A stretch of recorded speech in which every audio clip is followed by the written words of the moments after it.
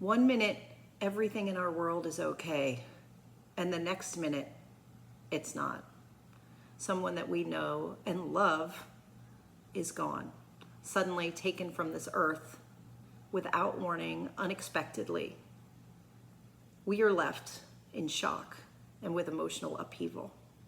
Today, we're going to talk about the grief that results from sudden death, the shock that goes along with it, and what we can do about it.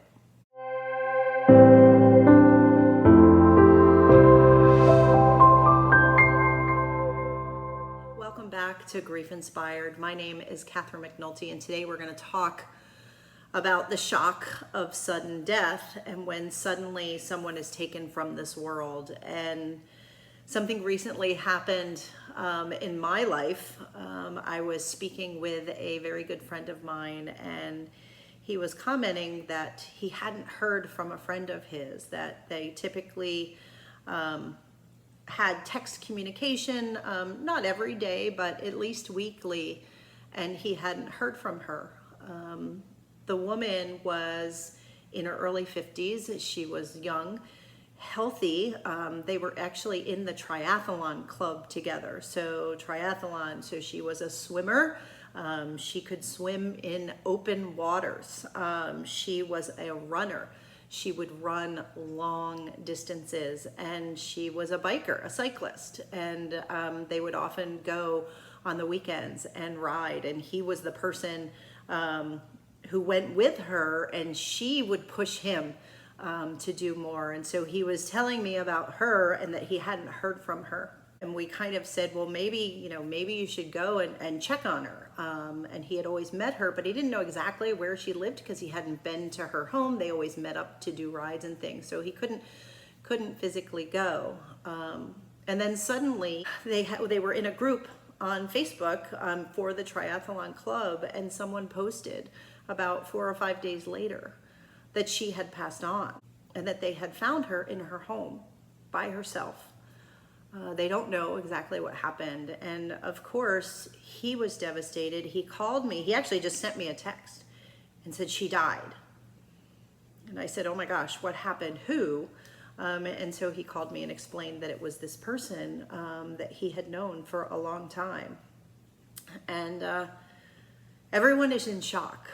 Everyone in their triathlon community is in shock. And I think that this is something that happens more often than any of us would like. If you're here, if you're watching this video, maybe it has happened to you.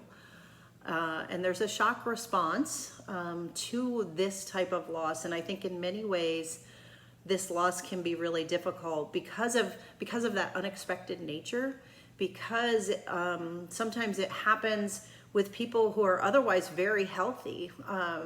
We sometimes anticipate the loss of people who are sick. We talk a lot on this channel about people who have cancer, people who we know are going to pass on, and that anticipatory grief leading up to their death, and being prepared and having time to prepare for their ultimate death. But in this case, there is no time to prepare because it happens so suddenly. I'm not feeling anything because I'm just in shock right now. And so physically, when you're in shock, it's the result of your organs not getting enough blood. So if there is a trauma, an event, maybe in a car accident or another type of event, and trauma happens to the body, when somebody goes into physical shock, that is the loss of blood flow to the body. And that normal blood flow that's supposed to happen on an ongoing basis is disrupted. And what that means is that when that blood flow stops, your cells, your tissues, your organs don't get the oxygen and the nutrients that they need to function properly. Again, with physical shock, something happens suddenly. 1 minute, everything is okay. The next minute, somebody is in shock as a result of the trauma. I want to compare that a little bit to the shock of emotional shock and emotional loss. I think the unnatural and unexpected nature of a loss like this leaves us into this emotional shock. And so when I researched a little more around this emotional shock, right, It's a natural response to a traumatic event. Just like physical shock is a response to a traumatic event. The difference is that it's emotionally rather than physically. But what it can do for us as the people who are left in emotional shock, it makes it difficult for us to function. And it paralyzes us. And we're left sort of in this holding pattern and feeling not like ourselves because of the nature of what's happened. The shock that we feel is in our mind and in our bodies. And the shock elicits in us our fight or flight response. So the brain reacts to the sudden news, to this perceived threat, because this person that you love or care about is suddenly gone. And so when we're left in shock, part of that shock comes from the inability to understand how this could happen, right? How could someone be here 1 minute and then be gone and lifeless the next? And we start to wonder about the lives of other people in our life, and we start to wonder about our own lives. But there are things that happen to us when we feel this shock, and I thought it would be useful to go through them, right? Physically, when we enter that shock mode, it can show up very much like anxiety with that fight or flight response, right? So we can feel breathless. We can feel a tightness either in our throat, in our chest, in our stomach. For some of us, it can make us feel nauseous, dizzy with this like lack of understanding of what is happening, right? And what is going on. For some people, it can give us headaches, but the shock emotionally sends us into this denial, like I can't believe this happened is what a lot of people say, or this isn't real, or like I just talked to her yesterday, or she was, in this case, she was fit and strong and she was super healthy. Like healthy people don't die, right? That's a thing that we have, right? She was, we don't know what happened in this case to her. But emotionally, it can send us into a panic. It can send us into anger. Like this is so unfair. Sometimes that shock feeling can really just leave us feeling detached from life, confused by what's happened. And it can put us in this, sometimes we talk about it as being surreal, or disassociated is another term that people use. You can feel like your brain is in a fog. And it takes a minute for your brain and your mind to wrap your head around what has happened. And so I want you to know that that is a very normal and expected response, so that I've had people before tell me that they're like, I'm not feeling anything yet, right? And they feel like they should be, more upset early on. And people will get that sadness, will get that grief feeling in their own time. And it's as your mind processes it. So the shock is really putting you in a paralyzed state, and you can be in shock for days, weeks. It's different for everybody. So there's no real timeline to the shock, but know that when the shock happens, you'll be in shock for a period of time, and then you'll start to come to the realization that this has actually happened.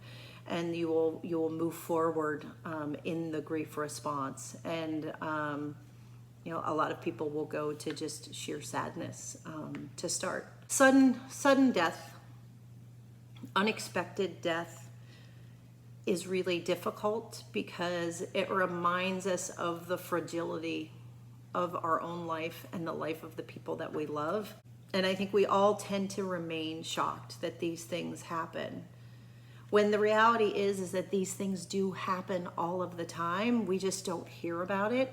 We don't want to talk about it typically because it's not a comfortable conversation. It's difficult to think that this could happen. It could happen to us, it could happen to anyone. And, you know, and I think this scenario with this young, vibrant, healthy person, my friend said, you know, she was such an inspiring person. She was happy, excited, eager for what was next, right? They're preparing for another triathlon. And these were all the things that she was. And today, you know, he found out yesterday, today, he's just sad. And he says, I'm really sad. That our lives really are a gift. You know, he was going running today, and it brought tears to my eyes because I said, today you get to run. She doesn't get to run today. And I think that when we lose people that we love, we need to remember that we get to be alive. We get to get up today. We get to choose what happens in our life, how we react, how we feel. And we get to, you know, choose what happens for us next. You have just experienced sudden loss, unexpected loss. Take time to grieve and learn about the grief process, and that's what we do here at Grief Inspired. But then ultimately know that life is a gift, and it's your responsibility to keep on living, because that's what we do here. Because there is no certainty for our futures. We don't know, right? We hope, we pray, we make plans, we do all of the things. But even healthy people sometimes die. We all need to come back to this moment, and we need to take a deep breath today, now, and be thankful for the life that we have, the time that we spent with our loved ones. And we need to grieve. We need to grieve, and we need to be sad and angry and resentful and betrayed and not okay for whatever period of time that it takes us to come to terms with loss. But then we need to keep on living. And I'm going to do another video about a podcast that I recently listened to with Simon Sinek and Stephen Bartlett. He's the Diary of a CEO podcast. This world is a lonely world. We are lonelier now than ever. So I think something that we can do today is to reach out, to be a friend, to let people know that you care. If you're struggling today, let the people that you love know so that they can support you. Find someone else who knows your loved one and commiserate together and talk it out and share the things that you're really going to miss and talk about it. I think in talking about it, sharing about it, we can get through it more together. And, you know, that's the takeaway, that sudden loss is unfair. Unexpected loss is heart-wrenching and terrible. But I hope that it's going to bring us together a little bit more. We're excited that my friend is on the board of the Triathlon Club, and they will be able to coordinate something in her memory, donating money to a cause that was important to her, keeping her memory alive. And I think that is a gift. And so I'm super proud of him and them. And I think that that's what we need to do. We need to find a way through grief and loss and find a way to keep on living. So I hope that this video helps. If you need support and you want to join the next grief course, you can reach out to me at griefinspired@gmail.com. You can watch all of the videos that I have here to support you through the grief process. I want you to know that it's much, much easier, the grief process is, if you do it in conjunction with other people, if you don't try to go it alone. This is a big deal. Together we grieve better. That's my 10th mantra of the 10 mantras that I have here that I share on our channel. Together we grieve better. So don't do this alone. Reach out, be a friend, find a friend, connect with someone who understands what you're going through. And we'll see you in the next video.